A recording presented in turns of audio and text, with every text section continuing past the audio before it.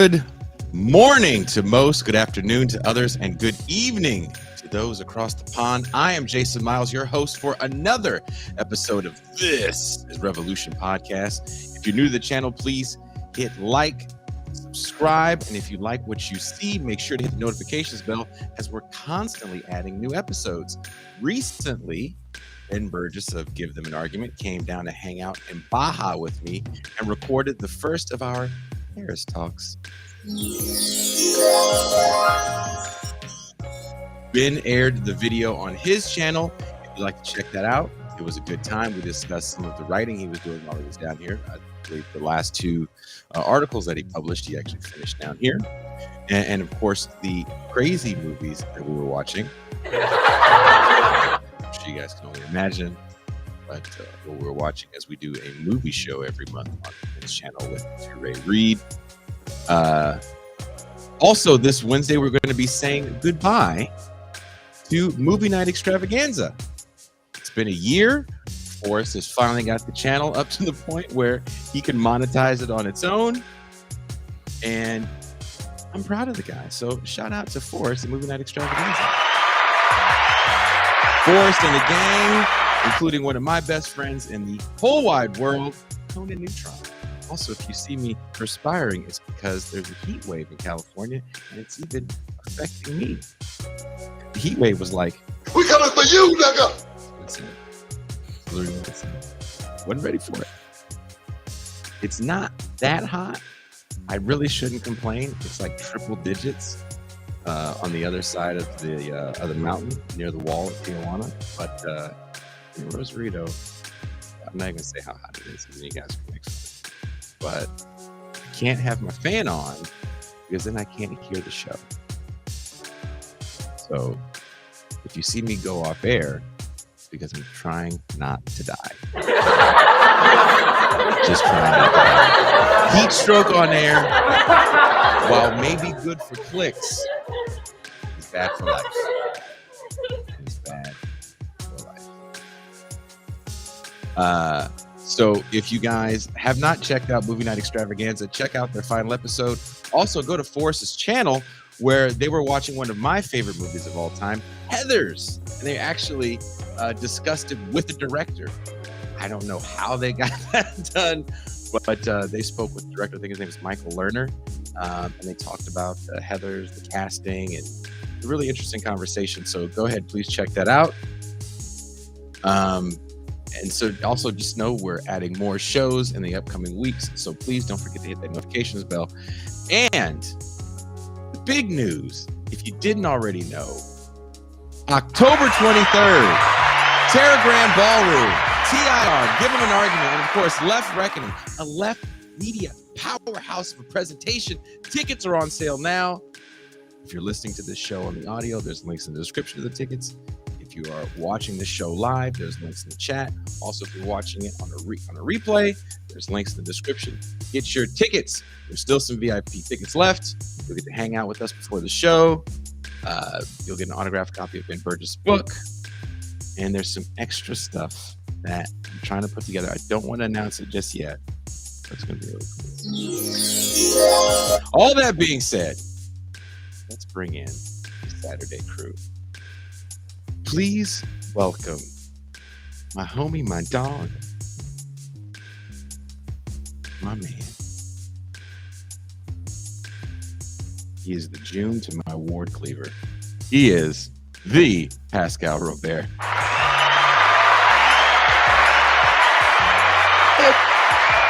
Peace and greetings in the chat. Peace and greetings in the audience. Peace and greetings, Jason Miles. June to your Ward Cleaver.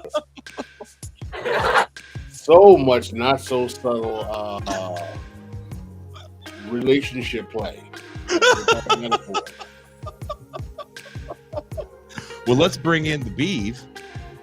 You may know her as the faceless, headless voice of reason, M. Toussaint.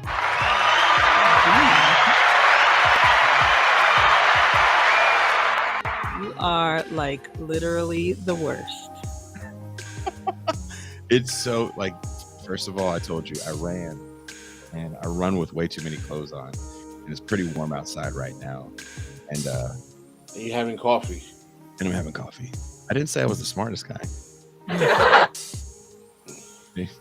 You got to get some Mexican. You're the smart Gatorade. guy, Pascal. Look at you. You got the glasses on and everything. I do have to say, I love it when people hit me up and they want to talk to Pascal, but they go through me because they think Pascal's hard to talk to. They figure they're like, oh, well, you seem like the nice one. It's like, oh, little do you know. Little do you know. They're like, I was so scared to talk to Pascal. He seems so serious. He sings high pitch all the time on this show.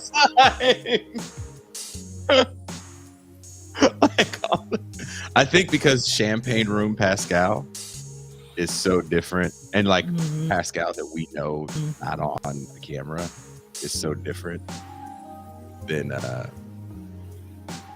I feel like they look at you like you're Michael Evans from Good Times. Boys, a white racist word, mama.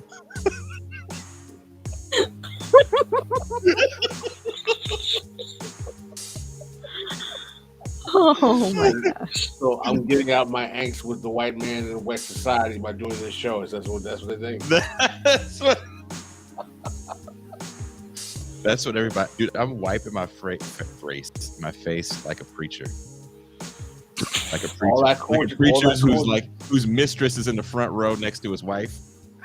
Nice. All that Kojic energy from your youth is coming out now. Oh my gosh. Sweating like Whitney Houston singing the Star Spangled Banner. Literally the greatest Star Spangled Banner. I stood up for that. I was at home. Mm-hmm. That was a great one. That's probably I would think it's a fair argument to say that was the greatest Star Spangled Banner any sport. Marvin Gaye had a good one too. He made it so like the calypso-y sounding one. Whitney Houston. Say, can you see? Stop. You're thinking of Farrakhan.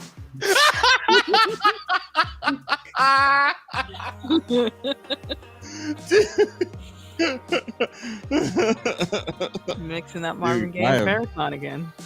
Somebody said, why are you disrespecting Marvin Gaye and Jimmy like that? Look, Infinite, I want you to know, I appreciate Jimmy's dissonant tribute to America, but when Whitney Houston sings the Star Spangled Banner, if you don't get a tear in your eye, then maybe you hate America. You'd be surprised how many people love the crack. And that's I know, just crying like, damn, man, I love Eagles. Oh, man, I love flags. I love flags so much. Someone called Pascal Maoist Uncle Phil. First, I was like, did he say moist Uncle Phil? He called me moist? The moist Uncle Phil? No one was talking about your bussy. You learn one word from the alternative lifestyle and you just carry it over to episode to episode. Dude, it was so... Started already with the bussy talk. Bussy talk. Let me hear your bussy talk. Bussy talk. Our poor guest is like, I thought I was going to come here to talk about something serious, and these Negroes over here talking about boy pussy. Yes, Ralph, this is what you signed up for.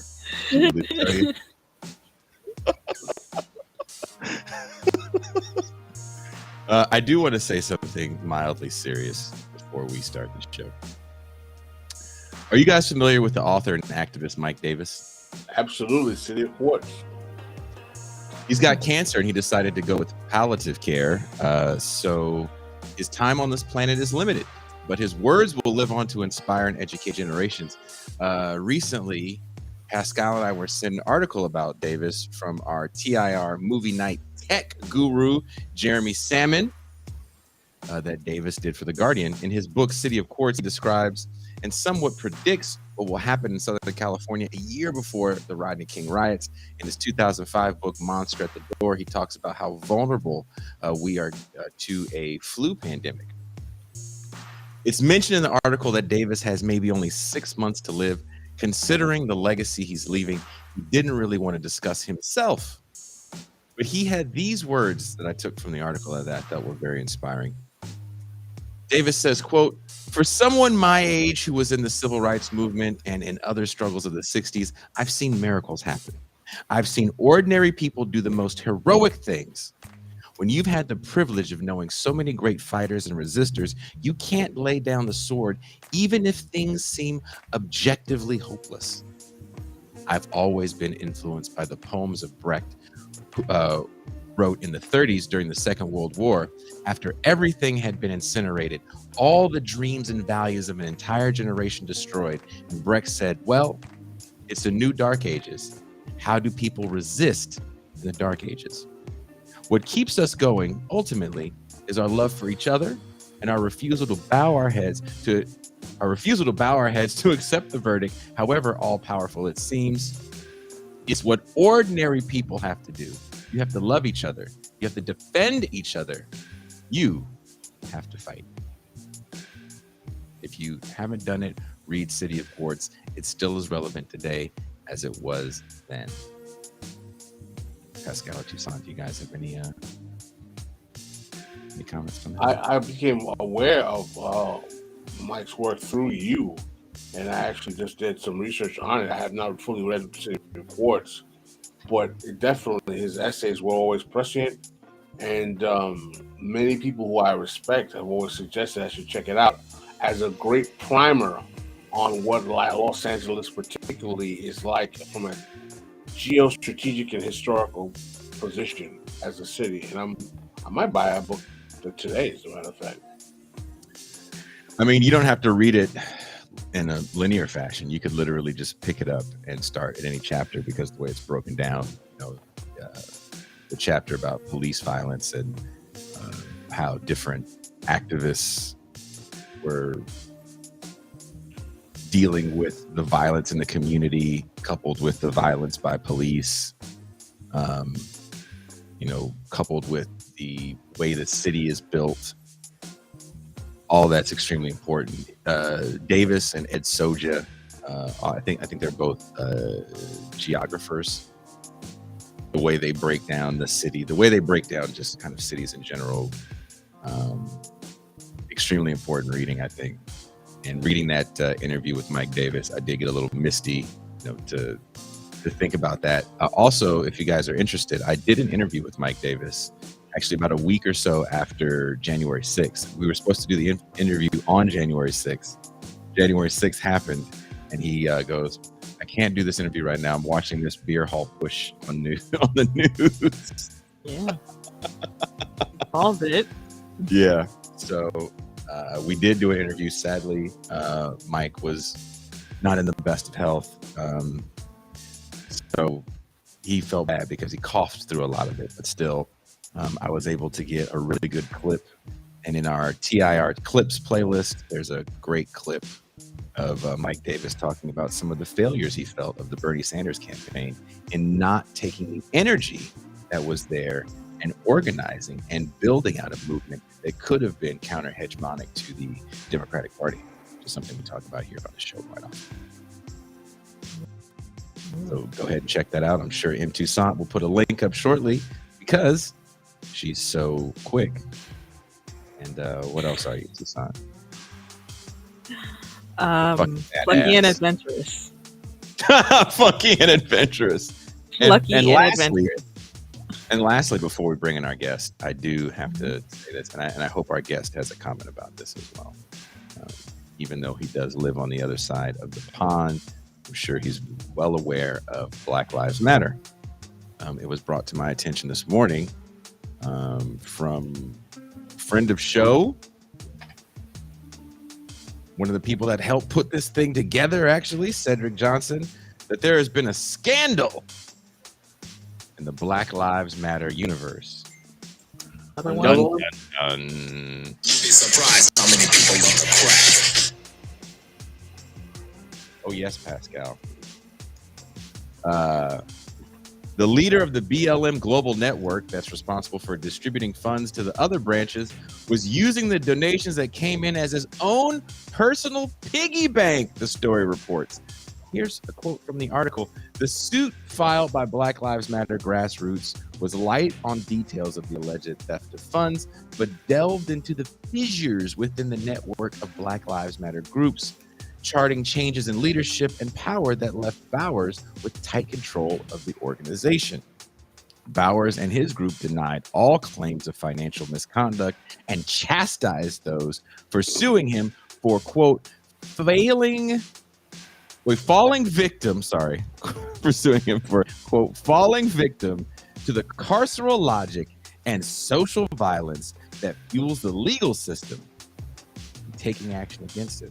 He says, quote, they would rather take the same steps of our white oppressors and utilize the criminal legal system, which is propped up by white supremacy, the same system they say they want to dismantle, to solve movement disputes.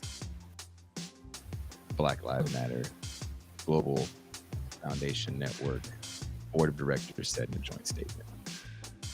Bowers is a member of that board. How dare they? So, do you have anything to add to that, Pascal? You dare choose to use the white supremacy of the white man's white supremacy on the system of white supremacy that we are fighting in the white supremacy?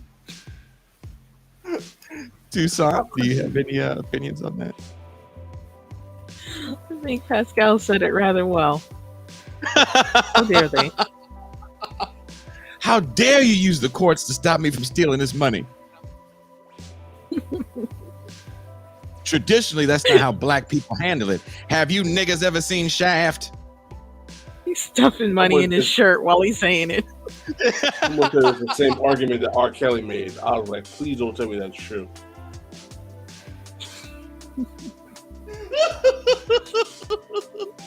Filling up a duffel bag. Can you imagine this fool with puka shells on and shit? Puka shells and can't take cloth on. I am appalled at the behavior of this committee. I needed that Escalade.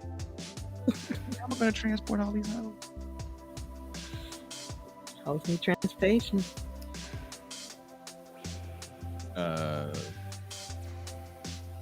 All that being said, let's bring in our guest. Man, has dealt with that shit enough. Our guest, Ralph Leonard, wrote a piece in Sublation Magazine recently that I'm sure is going to have the chat and the comment section in a bit of a frenzy. How do we discuss gun rights on the left? If you purport to be a socialist, how do you view not just simple gun ownership, but the Second Amendment? It's like 2 lines long. But it has become a flashpoint of controversy from Leonard's article.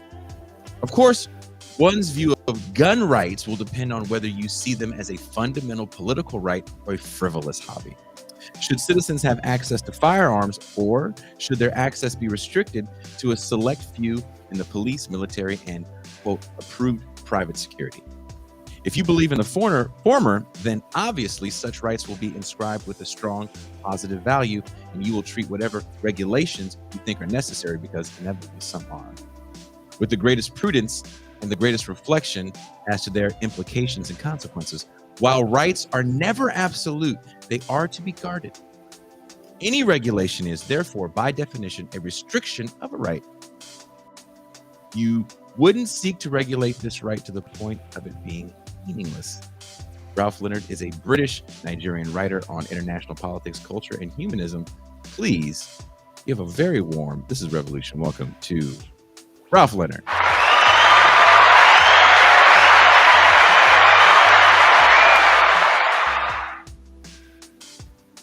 Good evening, Ralph. I'll say good evening as it's evening there in your hood. Thank you for dealing with our silliness before the show. This is what we call our Saturday free show, so we go a little longer than usual. Read your article. I will be honest. I was like, what the hell does this motherfucker know about guns?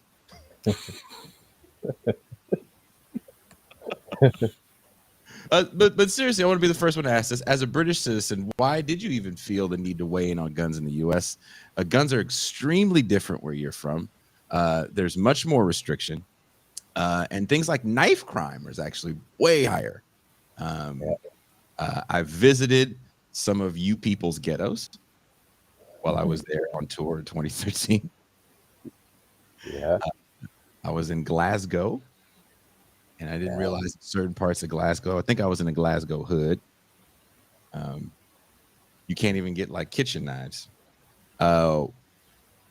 What was the fascination with the U.S. and guns for you to even want to go down this route? I suppose it starts with just the America as a country and a culture that,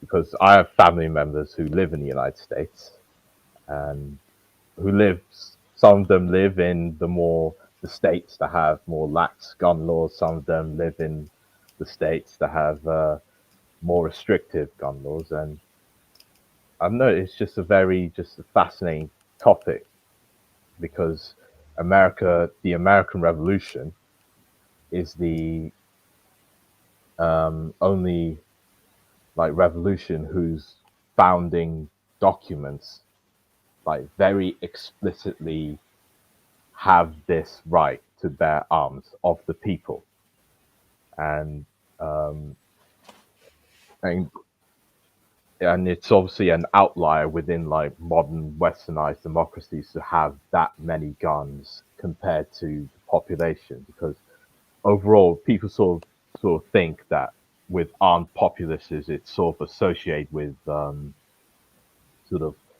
war barons, third world countries, like littered with militias, sort of holding a Kalashnikov on one hand without any centralized state authorities. And I just found it sort of very interesting on that level, and especially since like most people in Britain find the Second Amendment kind of quite horrifying. The idea that the people have a right to bear arms just seems quite alien, even though in our own history because your Second Amendment comes from our constitutional history. Mm-hmm. It comes from the 1689 Bill of Rights in England. That's where it was inspired from. And if you read Peter Hitchens, like he has a quite good line on the history of guns in Britain, where he said like before 1920, which is where the first gun control legislation comes in Britain, like Britain's gun laws made Texas look effeminate. Ouch. No, which is actually true, because for a long time in Britain it was actually very easy to get guns. It was only since from 1920 onwards that it became more and more difficult to get it. And we also share this sort of Anglo-Protestant sort of culture, which is where the American gun culture sort of bases itself around. That's how it sort of justifies itself. Yeah. So, One of our good friends of our show here is a man named Paul McComb, who's an academic, and he has an article called "The Protestant Work Ethic and the Spirit of Capitalism." And the main theme of his article is that there is particularly an element in the Anglo-American Protestant value system that helps facilitate rabid capitalist exploitation that you would not found similarly in Catholic or other countries as well. This is not an original argument. I believe there was another. It was not Althusser, but it was another famous Western philosopher who made very similar arguments as well. And when I hear you talk about how the Second Amendment, including a right to bear arms, is a point of being praise and laudation, I find it problematic based on the fact that the American Revolution was a bourgeois revolution. yeah. It was a revolution rooted in protecting property rights.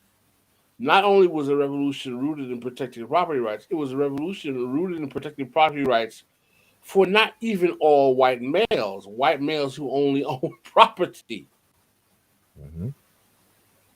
you know? So when you take those things into consideration, how does that justify us on the left looking at this project in any of its formations or iterations as something that should be heralded or praised? Okay. Okay. So if we look at the idea of the right to bear arms, philosophically speaking, it's actually a very long argument. Who should have the force of arms? Should it be an elite or should it be spread around the people? And the philosophical justification for it goes, at least in its modern form, it takes a very Republican form. First starts with Machiavelli, and his argument was because he was that the militia is superior to a standing army, because that's where this is okay. This is where the argument about the Second Amendment kind of gets very fuzzy, because the Second Amendment was there because the founding fathers opposed the standing army.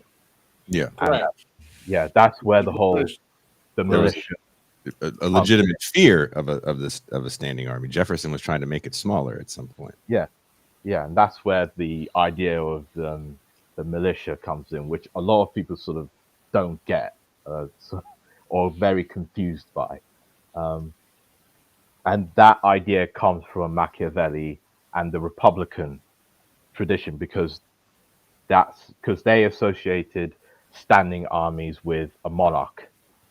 That the standing army is not loyal to the people or to the nation; it's loyal to the king, and that king will use that standing army to oppress the people, to disarm the people, to subjugate the people in loyalty to the monarch. And these Republican thinkers from Machiavelli into the English revolutionary tradition would argue that that the people should bear arms, or should have the right to bear arms, as a way to stave off this monarchical tyranny. And as for your point about it coming out of the bourgeois revolution, well, yeah, that's actually very true. That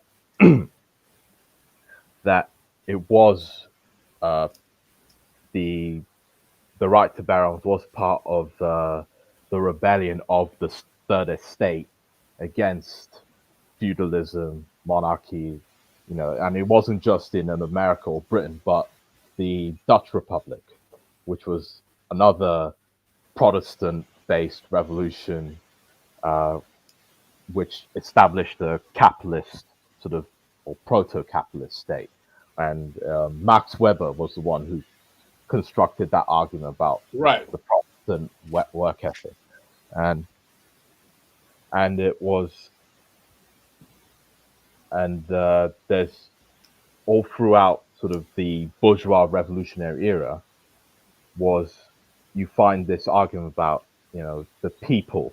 This is where the people comes as an actual social force, and in who for whom like arms was linked with citizenship and liberty, because it was their way of ensuring their self-defense against government oppression, or even criminal oppression. Right. Well, I mean, I understand. I mean, I read your piece and I understand the historical, ideological foundations and philosophical foundations of the arguments that you make in Yeah. terms of even one of the questions I had to you with is that there's a constant conflict that we see upon factions of the left, which are not easily resolved. And it's not even easily resolved in my mind on the nature of state power and what should be the attitude of the left towards state power. And of course, we have readings from Lenin and we have readings from other leftists who believe that the ultimate goal of the left project, of the revolutionary project, is to go beyond the state and to go to the point where individuals govern themselves. But at the same time, there's a large part of the left that is rooted in believing that state services and public goods governance are the goal of what we actually want, more kind of social democracy. We still don't see the state as simply having the monopoly of violence, but see the state as being a wellspring of where public goods come from. Hmm. And I would like to know where you come down in that debate and how Hmm. that shapes your belief and your view of citizens being armed in their capacity to take power away from the state.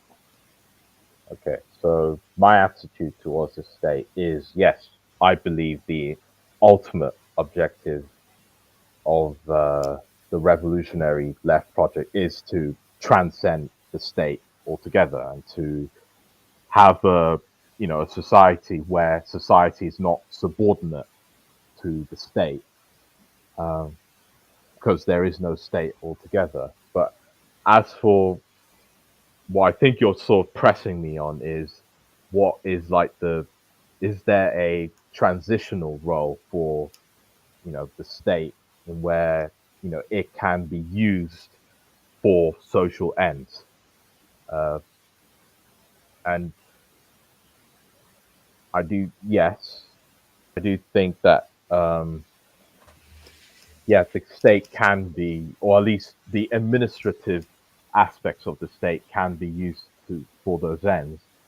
And as for your question, how does the right to bear arms, fit into this? Now, I'm not saying that, an armed populace or an armed citizenry is the like magic bullet, forgive the pun, for uh, proletarian revolution. Like, but it is I do think there is something a little bit problematic in my view that says that when it comes to matters of force, that the state's monopoly of it is should be like unquestioned or um, just assumed to be natural and right. And I don't think like citizens like people having arms sort of recalibrates that sort of inequality, you could call it, or discrepancy. So that's where I come to it. Now, let me tell you, this is, I don't want you to think that I'm totally, there's a lot of your arguments that are very, I wouldn't say I'm unsympathetic to. It's causing me to have a debate. Let me be transparent. Yeah. Much of my ideological foundation on the left comes from the revolutionary left, particularly the revolutionary black left. Hmm. And the general position of the revolutionary black left, largely coming out of the Black Power era, has been to support the right of particularly black people to bear arms because one of the first examples we've had of the NRA challenging the rights of Americans to ever bear arms was in the Mulford decision in the 1960s in California, Hmm. where because of the rise of the Black Panther Party, the NRA came out in support of an actual legislation in the high courts of the state to That's also around the same time as the pivot of the NRA turning into a more right-wing organization and not just an organization built around sport, right. That's very true, Jason. That's correct. which is kind of Yeah. an important thing The, too. But okay. Yeah. one of the reasons why even though I come out of the revolutionary socialist left in terms of my ideological foundations, one of the reasons why I was never completely on board with the martiality, what I mean martialism, the martiality of every brother and sister need to go out and get a gun, is that I realize is that the superstructure of American society is so perverse with violence that it will end up being nothing more than actually leading to more violence within our own communities, to having more people armed. Hmm. And one of the things that I find that many of these really esoteric intellectual, very hoi polloi arguments that we're making, that we're all discussing, make about the right to bear arms and all of these descriptive rights that come out of it, is that we fail to realize that when you're dealing with communities that have high rates of domestic violence and criminal abuse and drug addiction, having more spurious weapons leads to capacities where you have increasing crimes and hurt and situations that are more hurtful than helpful, particularly when these communities come from disparate communities historically. But oh, sorry. And so the larger point I wanted to ask you is that how does the theoretical argument that we're making here address the realpolitik that the superstructure of American society does not conducively allow for an armed citizenry to function in a rational way, because it's laced with such brutal violence in imagery and in social structure that it perpetuates on those citizens regularly? Yeah, very good question. And this is, unfortunately, with what you're talking about, this sort of cycle, this violent culture that I think you're describing about America, leads to this cycle where, because there's violence, people buy guns to defend themselves from this violence, but the byproduct of this is that it produces more violence that takes more lives. And unfortunately, the only way you're really going to resolve this is that you have to sort of,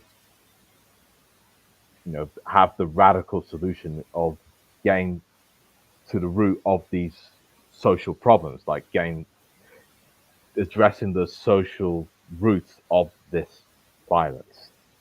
Why is it that, in many American cities, you have these specific areas where you have a lot of violence, and then in other parts, it's relatively speaking safer.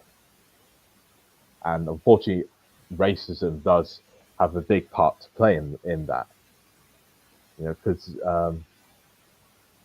and especially now, because as far as I know, in America, there's been a lot of talk about rising crime and rising violence in the past few months.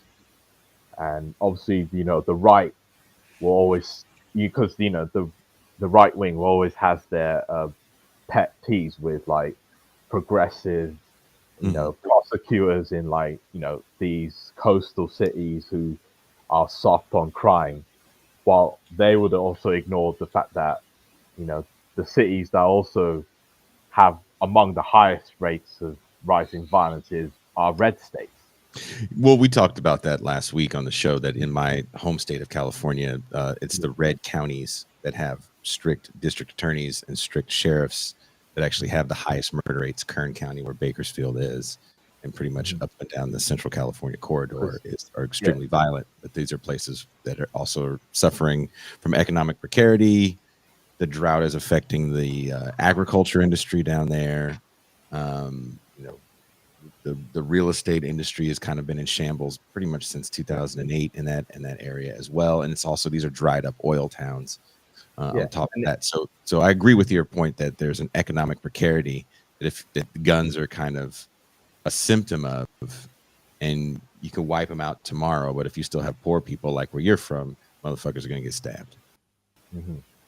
And also the problem is not just economic, but there's also the problem of anomie in society, which is another, yes, this time from Durkheim, that a certain sense of deep ruthlessness, alienation, and living as such a ruthless sort of society that you're completely sort of erect or disconnected from any sort of meaningful social relation, and you're just living this, you're just an atom in a society that produces the fertile soil for a lot of this anomic violence. And you see it not just with gang shootings or other sort of violence of that kind, but even with the mass shootings that occasionally happen in America, like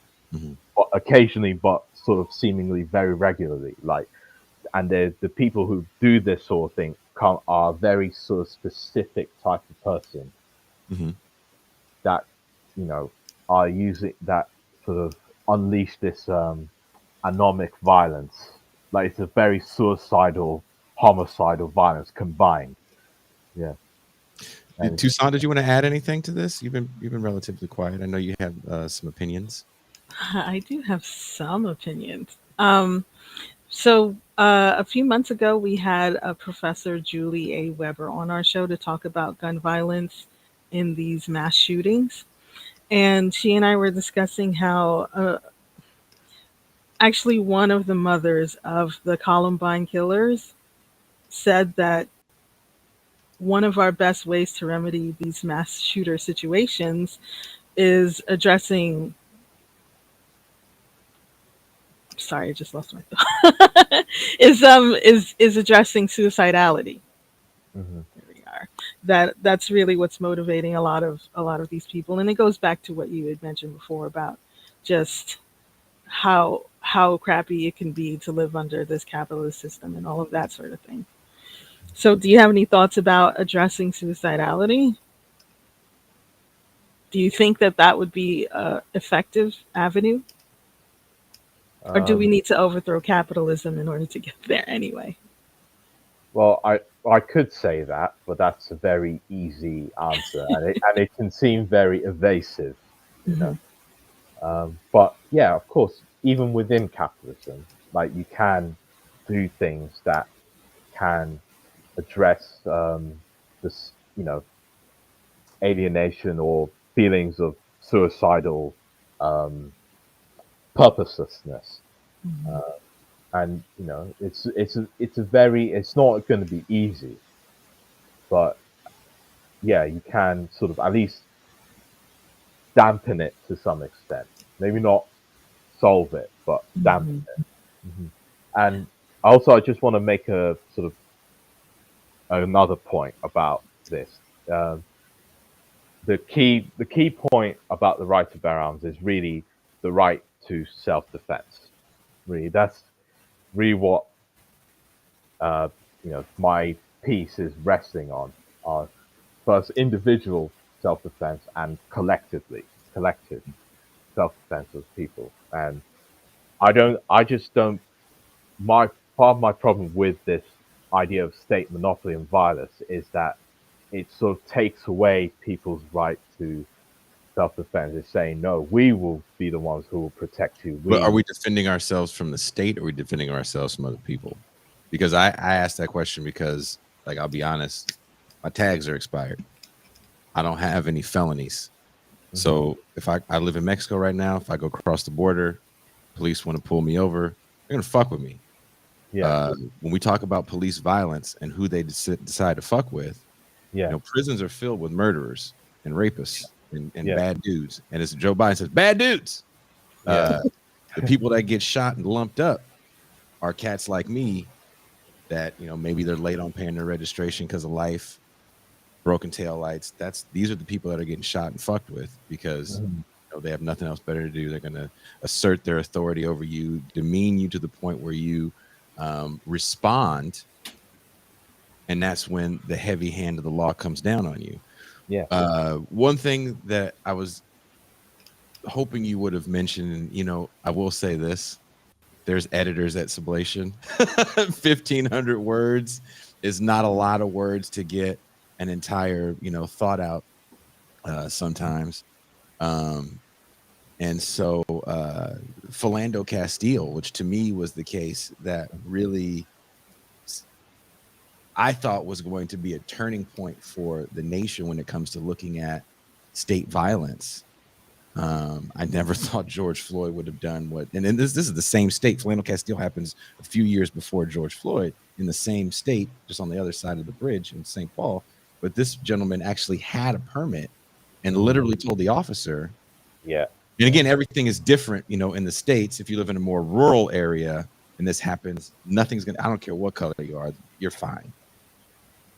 In a major metropolitan area like St. Paul, he goes and, hey, let me get my permit because I got a gun in here, but I want to show you my permit. That's literally what you're supposed to tell the officer. There's a list of rules that you have when you are permitted to carry a gun. That is one of the rules.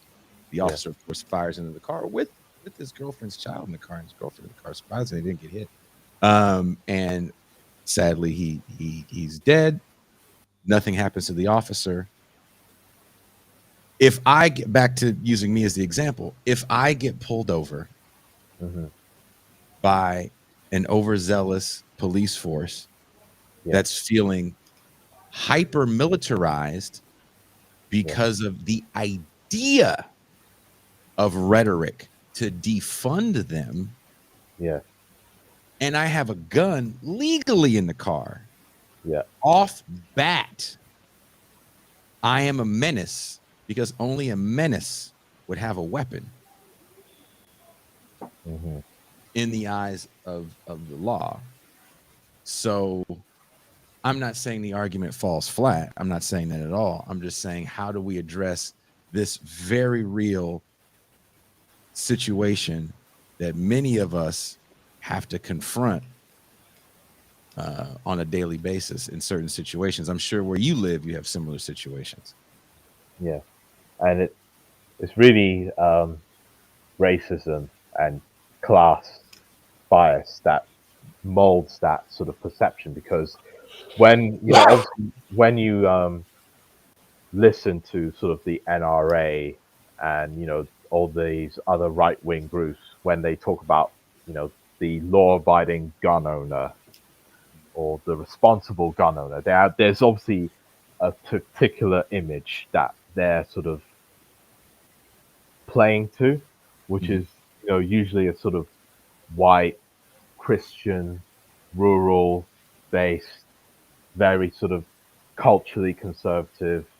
They use their guns to hunt, or maybe well, in the past it would have been hunt and shoot Indians as well. Whereas the idea of a black urban young man owning a gun legally is in many, especially within the police, sort of justifies them.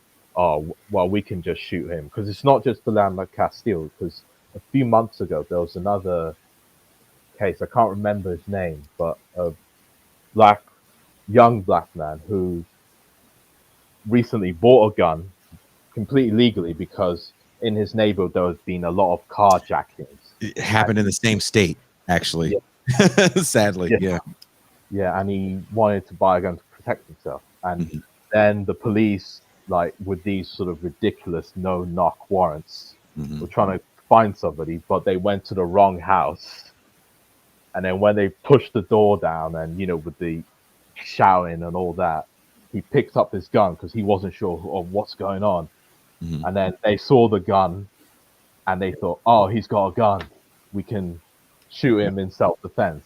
And that happened. And that's another example of how sort of gun rights there's always this inconsistency with how even among sort of pro-gun people in America, there's this about which gun owners do we defend, whose Second Amendment rights do we defend or not.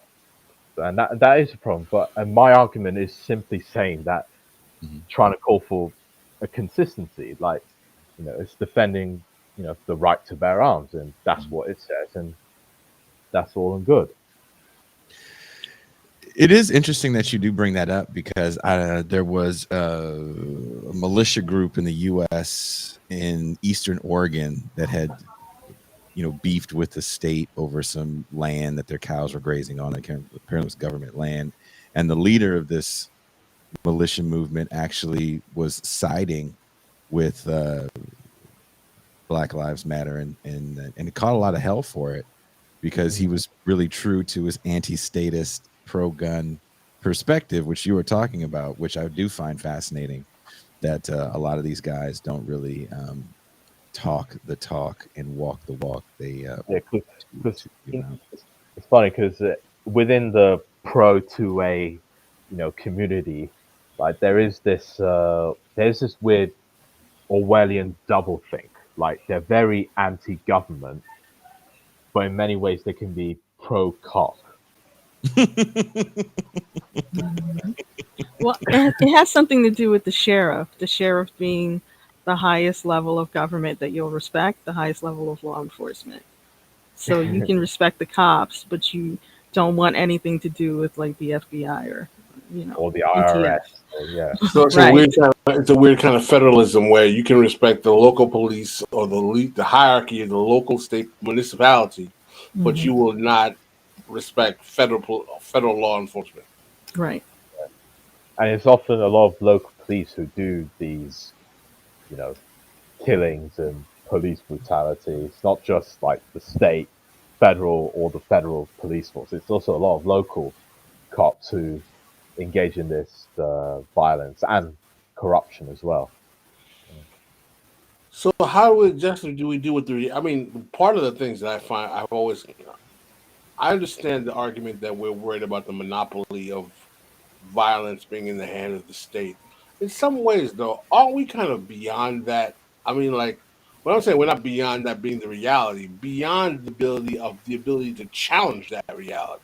I mean, in Hmm. terms of the actual quality of weaponry that the state has at its disposal Hmm. today, to think that citizens are going to challenge the capacity of the state, it would make one wonder whether, like, do we really see that happening? I mean, do we actually think that there's going to be some kind of left progressive movement to disarm or challenge state capital on a practical level of that kind of revolutionary capacity?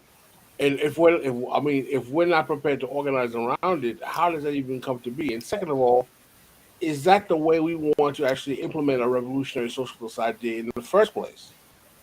Is making those Okay. kind of pronouncements. Um, First of all, there isn't a contradiction between armed self-defense and political non-violence, or organizing, or mass um, membership organizations, or peaceful for example, I use this example in my piece, the civil rights movement. we I quote Charles Cobb's book, you know That this not non buying stuff will get you killed. Very good yeah, book. yeah, and it sort of documents how you know the various movements in the South. Very, it's funny because the South, Jim Crow South, a lot of gun control legislation will obviously try to deter black people from getting guns. So even in the Jim Crow South, the gun laws are very liberal, and black people could get guns very easily. Um, and yeah, and they had to do it to defend themselves from, the Klan, or if the state was trying to, rough up on them, and it wasn't a contradiction with the political non-violent strategy that they were taking. It was complementary because it's you know because how you it's Right, but the thing is though, their agenda was more liberation from a structure yeah, that was a yeah, subpart of the state, which was Jim Crow. It yeah, was not necessarily trying to overthrow the state and yeah, capital in and of yeah, itself. yeah, yeah, yes, but it still, the point still holds that you can have armed self-defense while having a more politically non-violent organizing strategy for revolutionary ends in that sense, right? And there's a long history in which working class people have done that. Even Labor in my movement, the yeah, labor movement. in my country, in the labor movement, in during the general strikes, various working class people formed defense corps to defend themselves from the state sort of trying to break up their strikes. It's not an insurrection, It's not well, let's do Jan 6th, but from the left sort of thing, where we're all gonna march on Capitol Hill and trying to, shoot up the place. That's not what I'm sort of arguing for. It's not insurrectionism or Blanquism. Blanqui, the socialists who sort of believe that a small elite of armed insurgents could sort of overthrow the state and capitalism altogether, and that's not how it's going to work. No, no. Okay.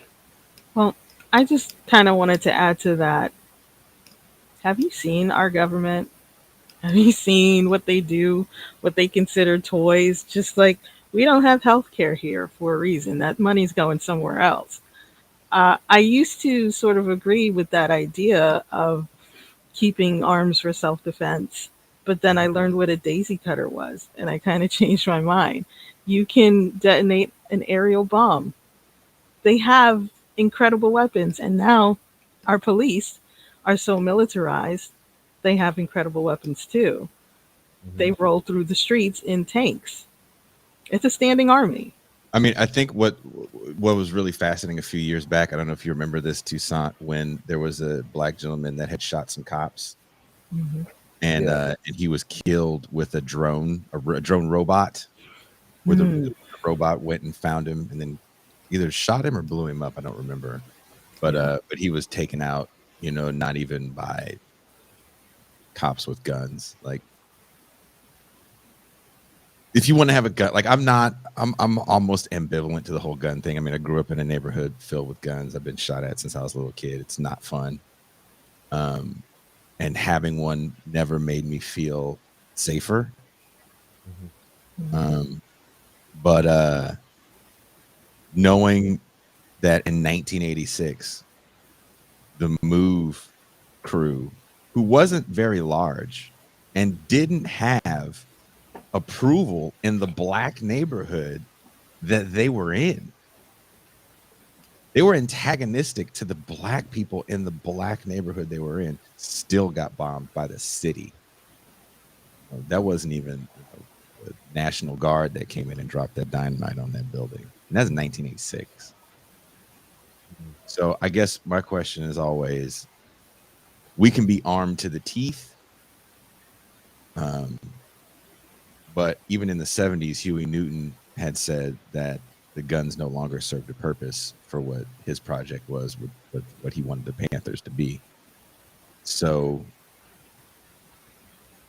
moving forward, is it realistic? Because what scares me is sometimes I see people that feel, oh yeah, we're going to be gun owners. We need this to fight state violence. It's like, dude, a drone comes in and it's a wrap for you. It's a wrap for you. Yeah. Okay. Or you just get arrested. It's a wrap for you. You're not even going to know what hit you. Okay. Okay. I think if we're having this hypothetical argument about an insurgent movement, where it could even be a popular insurgency against the American government, who's going to win? Like, and look, even nuclear-armed superpowers lose wars. They may not lose decisively, but through the war of attrition, they sort of realize that the cost just isn't worth it to keep on fighting.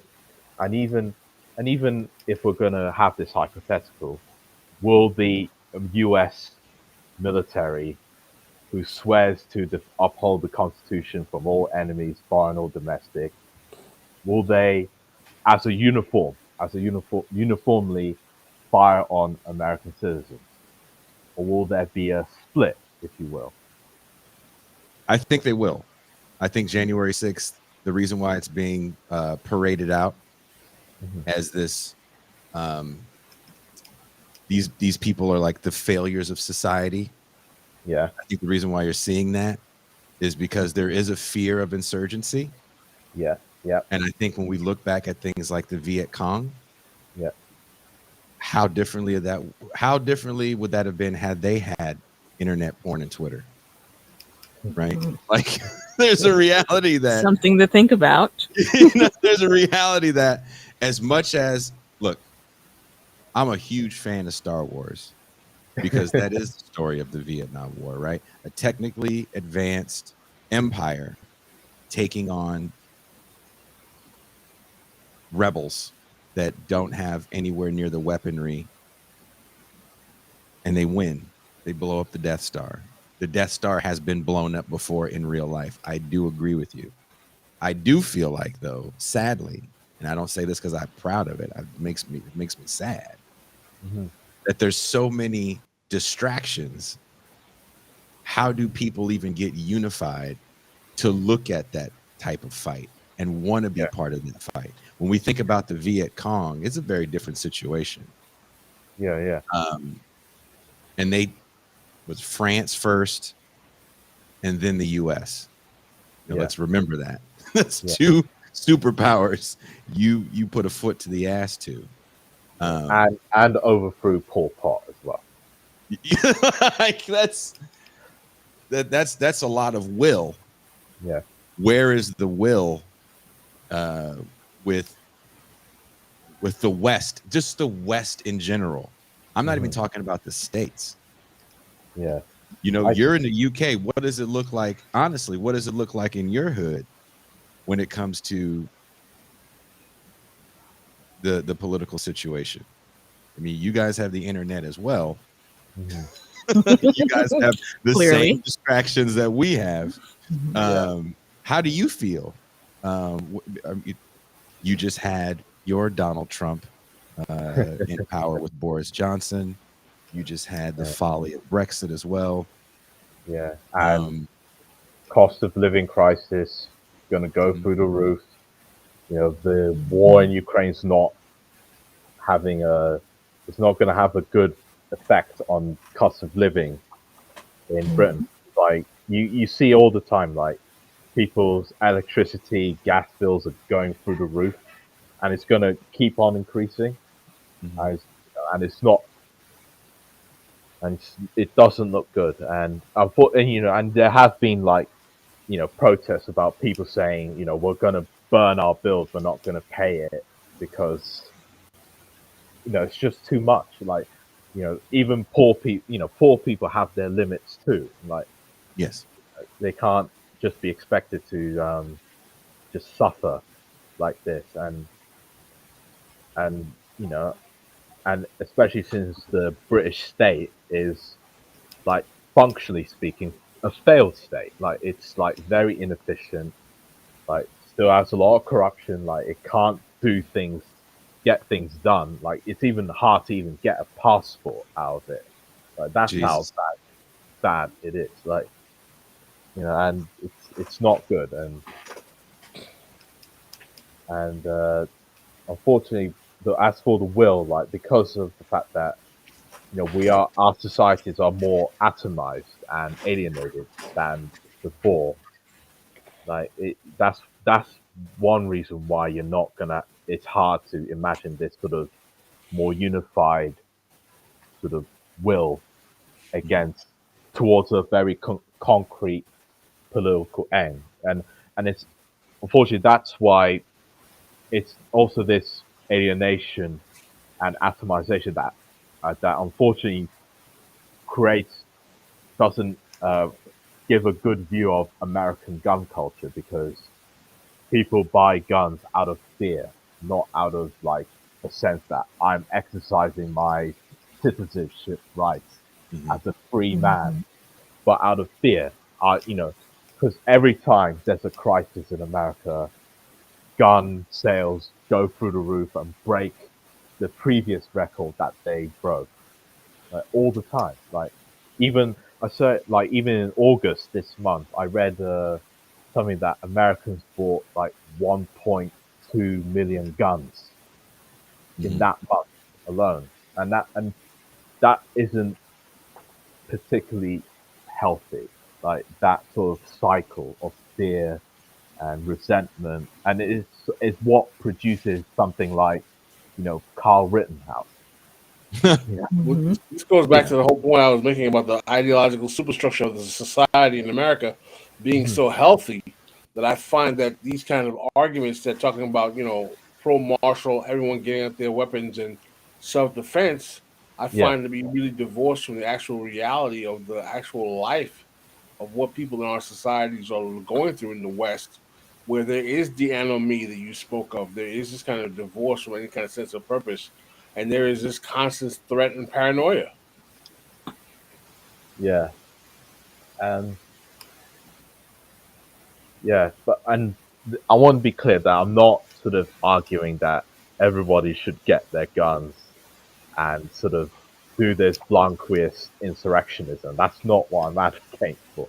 But Right. my simple point was just the defense of the principle, like, and against sort of the efforts by, because in Joe Biden says he wants to ban assault weapons. That's his thing. Even though assault weapons don't actually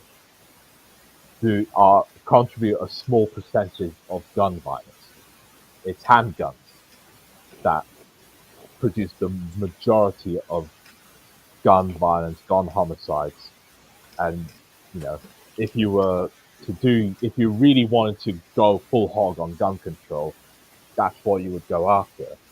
But even then, there's this contradiction because any public support for um, restrictions on handguns national is at its lowest point ever. So that would not be popular with Americans. So that's why the assault weapons ban kind of has a bit of cachet because of, you know, you can make this argument that, oh, it's the type of weapon it is, it fires so many rounds, and it, within these mass shootings, it can sort of potentially kill a lot of people. Therefore, we should sort of restrict it. But my overall argument is just the defense of the principle of the right to bear arms against sort of gun control by the state, where they would sort of completely own like the monopoly on violence and sort of proclaim the right to defend society, you know, from crime or violence or of any kind. When the point is that it's people have agency and people have autonomy. People should have, and self-defense is an expression of that, both individually and collectively. Like, remember that the state should be subordinate to society, not the other way around, and that's really the core of the argument. So your position is that you was to make it clear that there Hmm. is an intellectually and philosophically grounded left position that Hmm. supports the right to self-defense and the right to bear arms in the face of state repression and fear of crime, and that the left should not only make those arguments but should not be afraid to make those arguments Yes, and defend it. Yes, yes, and defend doing so. yes. Are And you pro Krav Maga? What? Are you pro Krav Maga? What's that? I don't. It is a Israeli Martial martial arts. arts. Their police use it. Their military and police use it. Also, Jennifer Lopez used it in the movie Enough. Yeah, More than yeah, enough. yeah, yeah. I suppose. Yeah, Israel does produce cool guns. Unfortunately, they use it Unfortunately, they use it in against Palestinians, but Yes. it, it does look good. Yeah. Well, I mean, I think none of us want similar laws that they have in places like Israel when it comes to who can own guns and who can't, right? And Yeah. none of us want, the state stepping in people's houses and taking everybody's gun away. I will go back to what I feel about January 6th. I think the reason why you're seeing all of these trials, it's not about Donald Trump going to jail. Mhm. It's about the people that were involved in it being shown that if you stand up to the state in any capacity, we will put a hot one in that ass. Yeah. And Yeah. remember, what's the woman's name that went through the window and she got shot? Ashley Babbitt. There you go, John Wayne Bobbitt. Whoever goes through the window, you're like, we're not waiting for the window anymore. We will put a hot one in that ass. And regardless of who's in office, you're going to see a more authoritarian, if you're anti the state in any capacity, like the black leftist organization that got raided, what were they really doing that was that scary? Yeah. What were they like? Get mad at me if you want to, but none of you motherfuckers that's watching this show right now knew who the fuck them old people were that got raided. So please stop acting like it. And it just goes to show January 6th was a bigger deal in that light, because I think the laws that are going to come down, to your point, Ralph, are going to be very, very serious about these anti-statist movements that they're going to see. Anyone all of our shows right now get demonetized on YouTube. Yeah. You never say kill Joe Biden, overthrow the government. No, you don't. Well, you just said it. So. No, I said Joe Biden's a nice guy. I'd have him over for dinner. Listen, Jack. Love Joe Biden. Thing is, the Democrats and who have to sort of assert the authority of the state and their political authority now that they've got they're in the White House, and you'll see this intensify if in the midterms they gain more senators in the House, that they have to, because that's why partially they kind of want to make an example out of Trump. Whatever crimes he did, and I don't doubt he has done some fucked up things, and he should be held accountable in that sense. But it's obvious that there is a political dimension on it, and it's also part of the gun legislation that they want to sort of put through. It's about asserting their authority, that you're not just gonna sort of mess up, rock up to the White House with an AR-15 and think you're gonna get away with it. There's gonna be snipers on the roof, man. Exactly. I mean, I have my concerns about the surveillance state as well. Just that is another weapon, and we don't have that kind of weapon to go against the state. Yeah. It's a concern. Yeah. I mean, do you have something to add, Pascal? No, one of the things I want to add, what you did, both of you guys are very effectively evidencing, is that liberals will play the shenanigans just as much as a right-wing administration if they have the state power. And liberals have demonstrated that they will use state surveillance, they will use the repressive state interference to challenge anyone, even if they are to their left, just because out of whatever kind of new propagandized rationale they'll find to do so. So my position on all these things is that the left is always going to be the people who are going to get squeezed the most. Yeah. And people do tend to forget that, the crime bill of Bill Clinton, 94. there was, the assault weapons ban was adjacent to it, and part of the crime bill was sort of clamping down on sort of,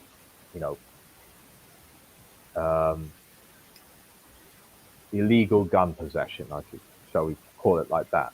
Because because there was a case in New York about particularly black gun owners who were, because if you get charged with illegal gun possession, you can get like 10 years for it, like the minimum, like something like that. And there were various sort of groups who actually allied with the NRA against in the Supreme Court arguing against that this is like too draconian, it's unconstitutional, all that sort of stuff. Yeah. Well, So I'm just saying, one reason that should be a bit careful about this gun control debate is be careful what the consequences of this could be, especially as it pertains to working class people and black people, other racial minorities, and how they could get on the other end of the state creating new crime out of sort of banning guns or restricting them or regulating them in other way. So, yeah. So we should just leave everything the way it is right now. Well, boom, done. It's tough because that's kind of where you end up getting. We still have a certain amount of freedom to have the guns for whatever we want to have them for. And I would argue also reactionaries want them to go against the state as well. Yeah. But it becomes maybe our best move is to just leave it the way it is. In what sense you mean leave it the way it is? Like as far as laws, don't encourage any gun control, but yeah, just don't encourage it. Don't, because we know who it's going to come after. So just kind of leave it the way it is right now. I just think that there's a reality to people that live in. I don't know the exact area you live in, even though I did pay for your Uber. Not me. Oh yeah. Yeah.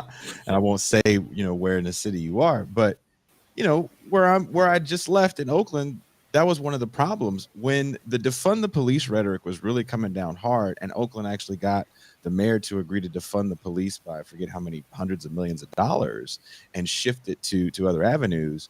The same people that were part of this movement then came out and said, before you defund them, can you not fire anybody?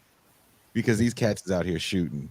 And I ain't scared of, the police right now. I'm scared of my son, being safe and getting to school. So there always becomes this really complex conversation around the answers to these problems, which are generally, economic in nature. Like the political economy around drugs that makes it kind of important to have a gun. Yeah. I tried to talk about it in a video essay that I did a few months back, talking about the LA riots. But I almost think people forget how drug trafficking works. And why, if you live in a hot spot, people are going to have guns because there's money in these areas. A lot of it. So it becomes kind of, well, do you want to get rid of guns? Do you want to crack down on criminals? I mean, that's what happened in the 90s. 94 doesn't happen in a vacuum. Watch the movies. Boys in the Hood is an advertisement for the 94 crime bill. It's bait to me. All those movies were propaganda for it. These fatherless Negroes don't know how to act right, and they shoot everybody. We need to give them harder sentences. Well, I think look how that worked out. Yeah. and this is the mass incarceration problem. Yeah. And because you find like this links in with the crime discussion of recent, because sort of certain progressive prosecutors in like certain cities have tried to sort of dampen down on mass incarceration, but then because crime has sort of slightly risen, then sort of right wingers saying, "Oh, why are you, letting out these criminals for them just to commit more crime?" But you called it earlier. It's in these red places where there is revisitism. Where I'm from, Contra Costa County, where I grew up, which is a pretty violent place, Richmond, California. We actually have now one of the lower incarceration rates and rates of murder. I think it's 4 per 100,000 citizens, which is much lower than Kern County, which was like 14 or something per 100,000 citizens. And a lot of that has to do with a progressive district attorney, but also you have a mayor that's working in concert with them. I really think if you want to see any of these progressive DAs or quote unquote, there's not really too many progressive sheriffs, but you really need to have everybody working together. You need to have a left government for this to work, as we've seen with San Francisco, California, when you have an open socialist DA who is literally the child of the weathermen. This is Gascon, yeah. No, not Gascon. Gascon is, we can have a whole other show about Gascon because he actually did some positive things when it comes to immigration. But Chesa Boudin in San Francisco, who really was trying to re-envision the way we view the district attorney's office and working together with the public defender's office to not lock people up for quality of life crimes. That didn't work out well because you have a mayor that is antithetical to that mission. And when you have one district attorney and a couple city council members that are truly to the left, and a black female mayor that weaponizes identity to say things like it's these white progressives that don't understand the plight of people of color in the more harder economically hit areas, it resonated with a more quote unquote liberal voting base that was actually suffering from some of these quality of life crimes. Like getting your window busted out sucks. It's not going to be enough to get covered under your car insurance. And it's an invasion. I've said this before on the show. San Francisco is a city where if you walk down a major thoroughfare, you'll see a lot of people in their car. They'll have a sign that says, "My doors are unlocked. There's nothing in the car. Please don't break out my window." But yet you'll see like a trail of glass. So it's little shit like that that's actually causing people to get really upset. The violence of the crime, I believe, is down.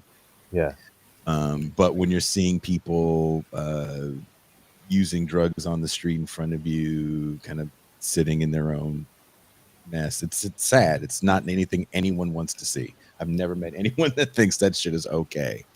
But locking them up isn't the answer.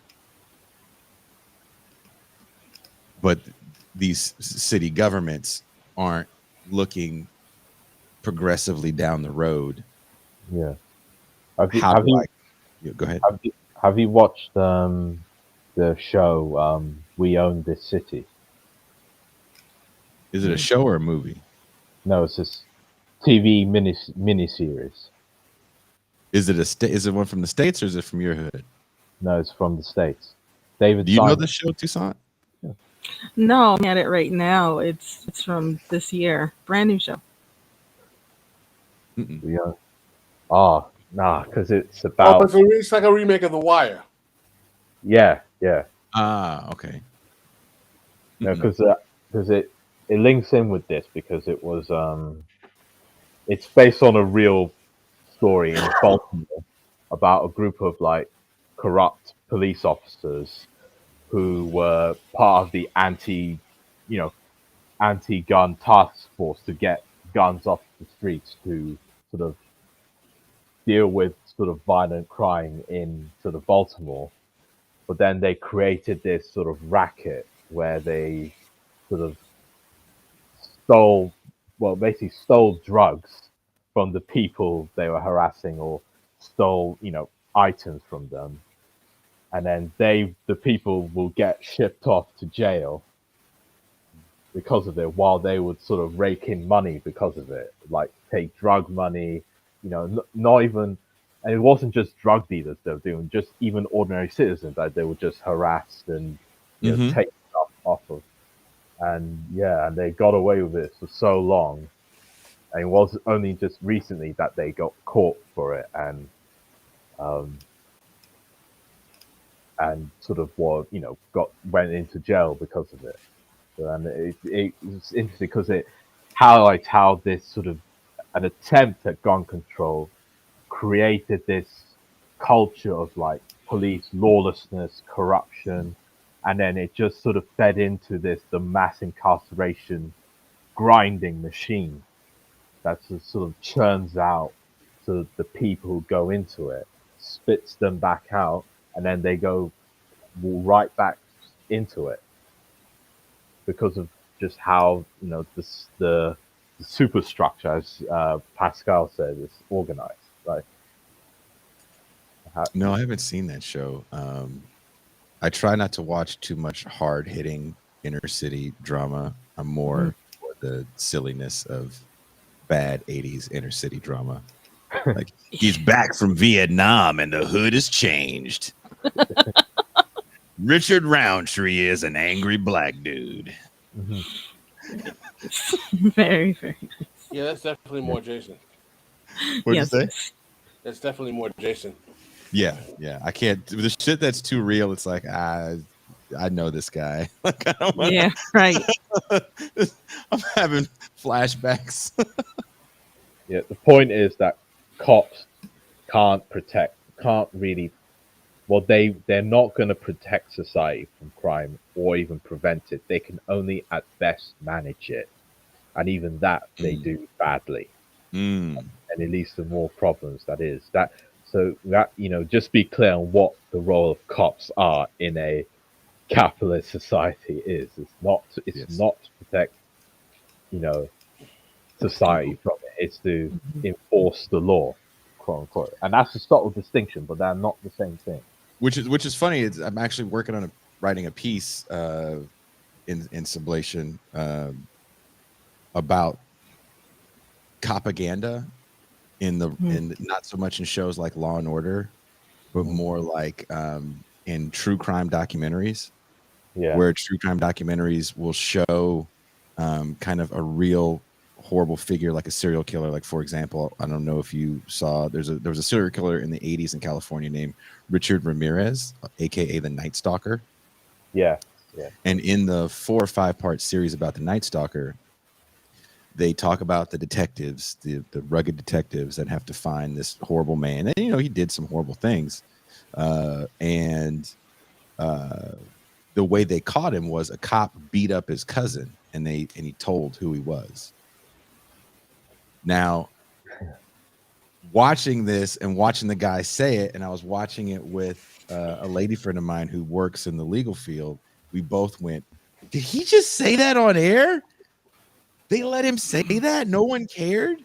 It's because the idea of the anti-hero is so accepted that you don't even need Law and Order SVU to be your propaganda. You've had, literally 50 years of Dirty Harry, and this idea that the only thing that is saving you from the bad guy is overzealous law enforcement that might have to break the laws. Before the Central Park 5 get railroaded, there was a case of a white man, the preppy murderer, who raped and murdered a woman in Central Park.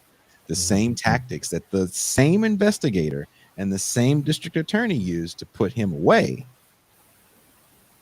was what they used on those children to lock them up for a crime they didn't do.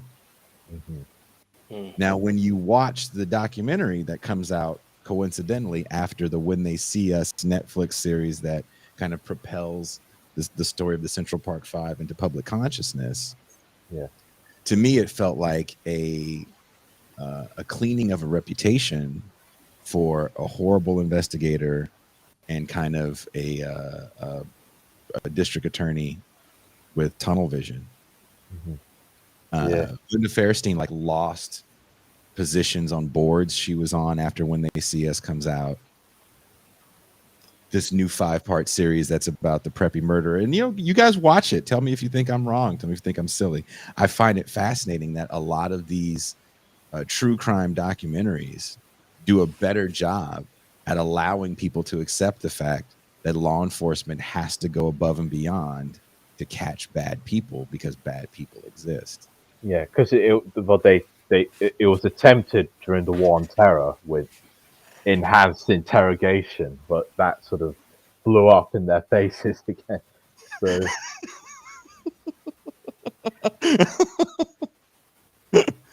Well, we've been going for an hour and a half. Thank you so much, Ralph, for hanging with us. Ralph, we appreciated the in and out, man. I know it got a little contentious for a second there, but you definitely did a great job of making your position clear. thank you for challenging me as well. No problem. Toussaint, do you have any final words for Ralphie boy? For Ralph, and in general, I just wanted to add: Americans always think crime is rising. Crime is rising always. Like there isn't going to be a time where you can ask an American, they'll be like, "Oh, crime's good. We're doing good." And I want to say also, as a vegetarian, there was a saying or a quote floating around. There are two things Americans fear the most. One is other Americans, and two is not getting enough protein. I think I'm right. That was pretty good. I've never heard Yeah. that before. That being said, I'm going to try to get out of here and get some protein. Mm-hmm. Well, all right. Because you're an American. Because you need it for the bussy. That's why. God. Oh, God. Did it all for the bussy.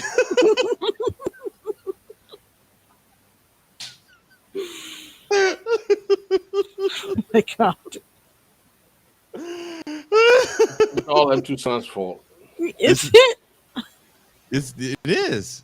How? You guys try to hide me from internet terminology from young people. You exposed them to this. Well, we saw what happened when Pascal learned about what furries are. That should have never happened. Gotta go easy on you guys. So thank you very much, Ralph. Thank you, everybody. We will be back. Thank you. Tuesday night. I would love to tell you who the guest is, but I don't have the calendar in front of me, so I don't know. I'm going to sit here and lie to you. Don't forget to hit the bell. Please subscribe. It's free. And October 23rd, what are we doing, Toussaint? Give them what on Kill the it. 23rd? October 23rd. You're supposed to say it with like vigor. Give them a revolution. Yeah, say it like a question. That's I feel like this millennial discrimination right there. Give them a revolution. Live show. Jason will be wearing a low-cut shirt. Be there. Be square. Bring your cameras. Bring your kids. Maybe not your kids. Bring your friends. Bring your kids. It's all ages. We made it all ages. Okay. So you can bring your kids. But if you bring badass kids, I will call you and your badass kids out from the stage. I give no fucks. I believe that. Thank you guys, and we are out.